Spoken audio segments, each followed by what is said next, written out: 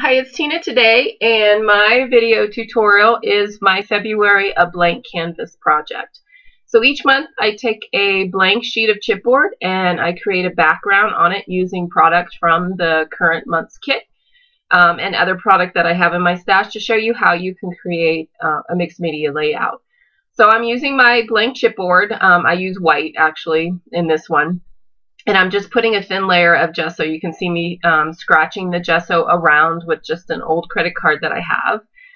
And now I'm going to add some texture to the background with this new heart stencil from Tim Holtz. I was lucky enough to take one of his classes at CHA, and that was one of the products that we had in our kit. It's a great stencil. I'm using the Wendy Vici, the Studio 490 translucent modeling paste, which is great because it when it dries, it's actually a shiny appearance, not matte. And I kind of wanted some resist to the background. So with this, when it dries, when I start putting other product on it, which I'm going to put some pan pastels on the background, it'll act as a resist to my background. So I'm just placing some of these hearts in random places around the background. So once that's dry completely, I just kind of set it aside and let it dry. It dried fairly quick. I'm taking my pan pastels. I'm using multiple colors, and you can see me just starting to layer some of the pan pastels to the background. And again, it's kind of grabbing onto where the stencil was and the little hearts that are in there, and it's grabbing onto the gessoed background. And I will actually put multiple colors and layers on this layout. I wasn't exactly sure what the end result was going to be, but I knew I wanted to use some pan pastels with the translucent modeling paste.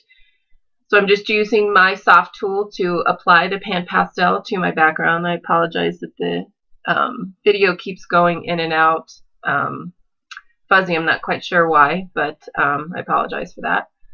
So you see I put my first layer down. It was a really light color of blue. Now I'm going to a little bit of a darker color, which is more of a greenish hue. And again, I'm just applying it to my background with my soft tool.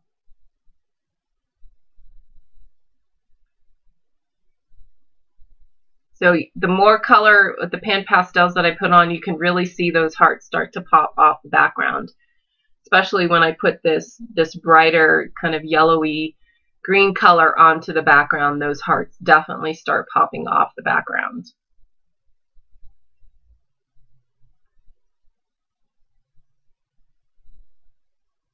And pan pastels blend beautifully together. You can see when I'm putting them over each other, that area where the two colors meet, they blend very nice together. You don't have a very harsh line in between the two, and I really like that with pan pastels. So I'm just putting a little more of that blue in just to make it a little bit brighter.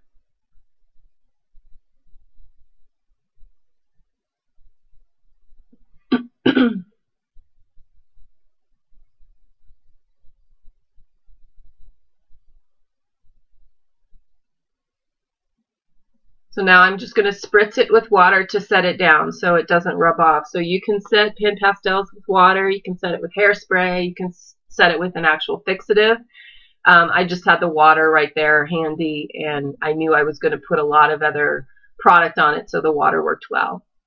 So once that's dry, I'm just taking a couple of shades of Distress Inks, and I think that's Antique Linen, and I'm just adding the ink to different areas of the chipboard. And you can see the areas where the gesso was not layered on the chipboard. It created those darker areas where the ink got applied, and I like that too. So when I'm putting gesso on the background of my chipboard, I like those areas to come through because I like that random look to it. So you can just see me blending the ink in around the outside of the background. And now I'm just spritzing some water in my hand and flicking it onto the background because this is Distress Ink, so it does react to that water and it creates those water droplets on the background. So now I'm using Vintage Photo, which is my favorite Distress Ink. I use it constantly, and I'm just going to start adding in more of a darker edge to it, and you'll see towards the end I actually added a lot more of that brown color, but I'm just kind of framing that entire background in with some of the Distress ink. And the thing that's nice about, you can see me wiping off, the nice thing about that translucent modeling paste, if you wanted those hearts to remain somewhat white, you can just wipe it off with a baby wipe or a paper towel, and you can remove the ink or the pan pastels that were on top of it. It just wipes off fairly clean. So you can see me just adding more layers of the ink to the background. So now my background is complete, and then what I did overnight, and I didn't show it in the video, I covered the entire background with Crackle Medium, and you can see that on here because I knew I wanted to put some distress stains in it, and I wanted that color to seep into the crack, so you can see that on the background here. The other thing that I did was stamp the image from the February kit, the stamp that was included, and I stamped it on tissue paper and adhered it to the background as well. And I did that before I put the crackle paste on. And then colored the rose flower with some watercolor paint. So you can see that on my background as well. So now I'm just taking Distress Stain and dabbing it into the areas on the background that I want, and I'm wiping some of it off, but it's really seeping into all the cracks that I've created with the Crackle accents. I think I use Crackle accents or rock candy. I have to look and see because I think I used a little bit of both because I was using up what I had in my stash. But it seeps right into those cracks. Any Crackle medium would work for that as well. So now I'm just placing in some blue, and where I didn't want a real bold color, I'm just mixing in some water to kind of tone down the color of the Distress Stain a little bit more. You can see me just working in the color into the background. So now I'm taking the Vintage Photo Distress Stain and I'm wiping around the edges and kind of blending it in. And again, to really frame the entire background in with like a dark on the outside so it got lighter towards the middle. I really liked how the Distress Stain worked with this Crackle paint and just kind of blending it in and creating more interest to the background. And that's all I'm doing right here.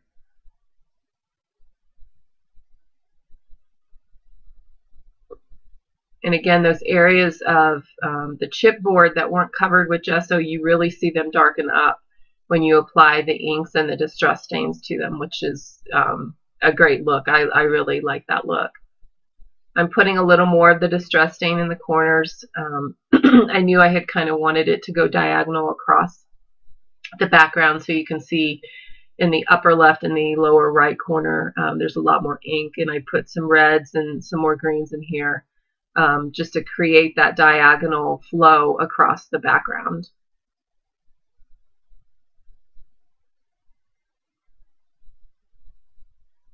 And all I'm doing there is dabbing on the Distress Stain and then just taking my paintbrush and kind of blending it across. And again, it's seeping into all those cracks. This is one of those backgrounds I wish you could really see in person. The texture and then all the different colors that are flowing through with the pan pastels and the inks and the stains. It's just amazing looking on the background.